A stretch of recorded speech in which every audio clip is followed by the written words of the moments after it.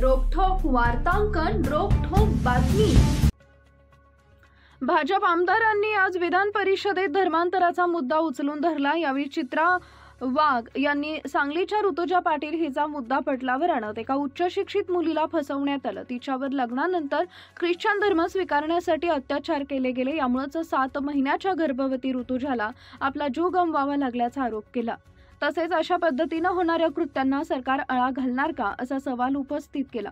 त्यावर मुख्यमंत्री देवेंद्र फडणवीस यांनी ओळख करून धर्म परिवर्तन जर केलं जात असेल तर ते आपल्या संविधानाला देखील मान्य नाही। या गोष्टी थांबवण्यासाठी राज्याच्या पोलीस महासंचालकांच्या अध्यक्षतेखाली एक समिती नियुक्त केली आहे, जी फसवणूक करून किंवा जबरदस्तीने धर्मांतर करणाऱ्यांविरोधात कायदा कसा करता येईल याचा अभ्यास करून शिफारस करण्याचे आदेश दिले होते। त्याप्रमाणे राज्य शासनाला अहवाल एक प्राप्त झालेला आहे। राज्य शासन त्याचा अभ्यास करेल आणि मग आवश्यक ते बदल करून धर्मांतराबाबत तरतुदी केल्या जातील असं उत्तर दिलंय।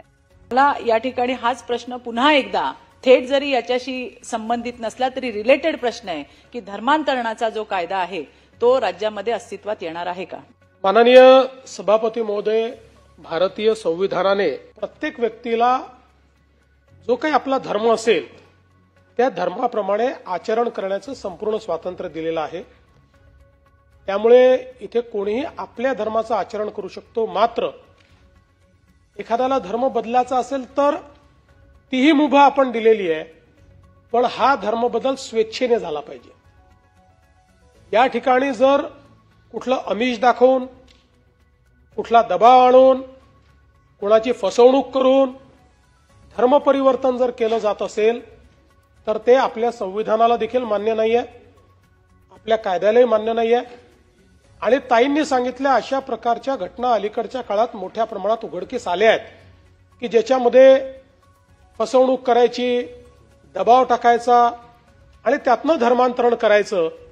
आणि म्हणूनच राज्याच्या पोलीस महासंचालक यांच्या अध्यक्षतेखाली एक समिती आम्ही तयार केलेली आहे आणि फसवणूक करून किंवा जबरदस्तीने अशा प्रकारचं जे काही धर्मांतरण होत आहे त्याच्या विरुद्ध कायदा कसा कडक करता येईल या संदर्भातल्या शिफारसी त्यांना करायला सांगितल्या होत्या।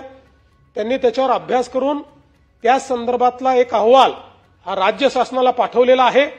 राज्य शासनाकडे तो नुकताच प्राप्त झालेला आहे। राज्य शासन त्याचा अभ्यास करेल आणि मग आवश्यक ते बदल या ठिकाणी जबरदस्तीने किंवा आमिष दाखवून किंवा फसवणूक करून कोणाचंही धर्मांतरण करता येणार नाही अशा प्रकारच्या तरतुदी तयार करण्यात येतील। माझी आपल्याला विनंती आहे की याचा आपण योग्य त्या सूचना देऊन हा विषय त्यांना धर्मांतर करण्यापासून, कारण वेगवेगळे माध्यम आहेत, त्यांना रोखण्यासाठी काही उपाययोजना अशा प्रकारची होईल का?